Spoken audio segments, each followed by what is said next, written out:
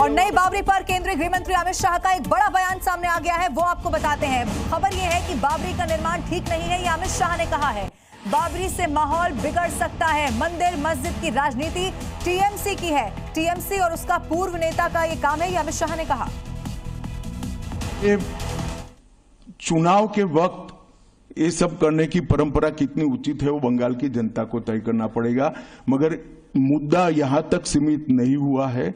युवाओं की रोजगारी का है, महिलाओं की सुरक्षा का है, घुसपैठ का मुद्दा है, भ्रष्टाचार का मुद्दा है, इंडस्ट्रीज के पलायन का मुद्दा है, गिरते जा रहे इंफ्रास्ट्रक्चर के स्तर का मुद्दा है। ढेर सारे मुद्दे हुए, कहीं से बच नहीं सकते। नए साल के स्वागत के लिए पहाड़ों की रानी शिमला एक बार फिर से सैलानियों से पटी हुई नजर आ रही है। सर्द हवाओं और ठंड के बीच जश्न मनाने पहुंचे पर्यटकों की भारी भीड़ ने शिमला को पूरी तरह से हाउसफुल कर दिया है। इसी के साथ देश भर के मंदिरों में भी सनातनी सैलाब उमड़ पड़ा है। पर्यटकों की बढ़ती भीड़ का सीधा असर होटलों की बुकिंग पर और दामों पर पड़ रहा है। शिमला में 95% होटल पहले ही फुल हो चुके हैं और जो कमरा 1500 रुपए में मिलता था वो 4000 रुपए में बुक करना पड़ रहा है। वहीं उत्तराखंड में भी नए साल को लेकर प्रशासन अलर्ट मोड में है। पर्यटकों की आवाजाही पर नजर रखने के लिए ट्रैफिक पुलिस बॉर्डर पर ही गाड़ियों पर रंग बिरंगे स्टिकर लगा रही है।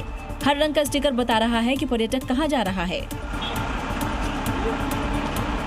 अब इन तस्वीरों को देखिए जो बताती है कि नए साल का जश्न सिर्फ पहाड़ों तक सीमित नहीं है, बल्कि देश भर में पर्यटन और आस्था दोनों का सैलाब उमड़ पड़ा है। कहीं होटल फुल है तो कहीं श्रद्धा से भरे रास्ते, यानी नए साल आते आते देश भर में उत्साह अपने चरम पर है। और अब अगली खबर ओडिशा से है, जहां सतर्कता विभाग ने आय से ज्यादा संपत्ति मामले में एक बड़ी कार्रवाई को अंजाम दे दिया। कटक जिले के बारंगा के तहसीलदार जितेंद्र कुमार पांडा से जुड़े ठिकानों से करीब 75 लाख कैश यहां पर मिल गया है, लेकिन जांच अभी भी जारी है। और आप गिनते गिनते थक जाइएगा कि कितनी गड्डियां हैं। ये नोट भुवनेश्वर के ब्रिट कॉलोनी के एक बंद मकान से मिले हैं। ये मकान अतिरिक्त तहसीलदार जितेंद्र कुमार पांडा की सास के नाम पर है। अधिकारियों का कहना है कि घूसखोर तहसीलदार ने इस मकान में कैश को छिपा कर रखा था। फिलहाल बरामद रुपयों की गिनती की जा रही है। तहसीलदार पर आय से ज्यादा कमाई का आरोप है। रिश्वत से कमाए धन से उसने अकूत संपत्ति बनाई है। कई मकान, प्लॉट, सोने चांदी के गहने और गाड़ियों की जानकारी जाँच टीम को मिली है। ससुराल के बंद घर में 75 लाख से ज्यादा की रकम मिलने के बाद जाँच टीम ने बढ़ा दिया है। हाल में इनके लेन देन की जानकारी जुटाई जा रही है। जांच पूरी होने के बाद इस घूसखोर पर विभागीय कार्रवाई की जाएगी। और राजस्थान के जोधपुर से एक बड़ा ही हैरान कर देने वाला मामला सामने आया, जहां एक इलेक्ट्रिक ऑटो ड्राइवर ने अपने ही वाहन को आग के हवाले कर दिया। शोरूम के बाहर हुई इस घटना ने सड़क पर अफरा तफरी का माहौल कर दिया। वीडियो में साफ दिख रहा है कि ड्राइवर खुद इलेक्ट्रिक ऑटो पर पेट्रोल डालता है और आग लगा देता है। देखते ही देखते इलेक्ट्रिक ऑटो धू धू कर जल उठा। जलते ऑटो से उठती ऊंची लपटों को देखकर राहगीरों और वाहन चालकों में दहशत फैल गई।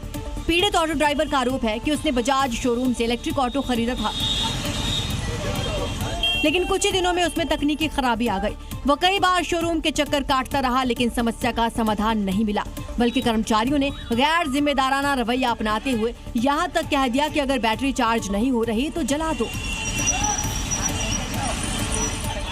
इसी अपमान और हताशा में उसने इलेक्ट्रिक ऑटो को आग के हवाले कर दिया। घटना का वीडियो वायरल हो गया, जो शोरूम प्रबंधन की कार्यशैली पर गंभीर सवाल खड़े करता है। और इधर उत्तर प्रदेश और बिहार में आग लगने की तस्वीरें सामने आई हैं। आगरा में सर्विस सेंटर पर खड़ी स्कूटी आग का गोला बन गई, तो वहीं नालंदा में गाड़ी में अचानक से आग लगने से पूरे इलाके में अफरा तफरी मच गई। बालूगंज इलाके में स्कूटी की सर्विस के दौरान अचानक आग लग गई। बताया जा रहा है कि स्कूटी में किक मारने के बाद शॉर्ट सर्किट से आग भड़क उठी। घटना के बाद मौके पर अफरा तफरी मच गई। हालांकि आसपास मौजूद लोगों ने फायर सिलेंडर की मदद से आग पर काबू पा लिया। समय रहते आग बुझा लिए जाने से कोई जनहानि नहीं हुई।